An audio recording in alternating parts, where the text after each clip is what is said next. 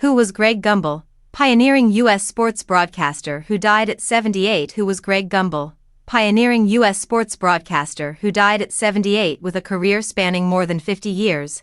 Greg Gumbel was a pioneering voice in sports broadcasting. Who was Greg Gumbel, pioneering U.S. sports broadcaster who died at 78? Greg Gumbel was a pioneering voice in sports broadcasting. Sports broadcaster, Greg Gumbel, widely renowned for calling some of the biggest college and basketball games on popular U.S. media networks, died on Friday, December 27, at his Florida residence, aged 78.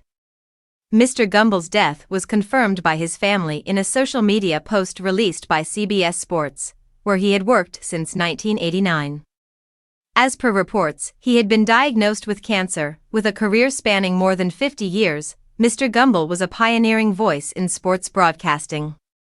He was also the first black commentator to call play-by-play of a major sports championship when he worked on Super Bowl 35 for CBS. He leaves behind a legacy of love, inspiration and dedication to over 50 extraordinary years in the sports broadcast industry, and his iconic voice will never be forgotten, his wife Marcy Gumbel and daughter Michelle Gumbel said in a statement. David Burson, president and CEO of CBS Sports, paid a glowing tribute to Mr. Gumbel, who worked with the network across 2 stints. A tremendous broadcaster and gifted storyteller, Greg led one of the most remarkable and groundbreaking sports broadcasting careers of all time, said Mr. Burson.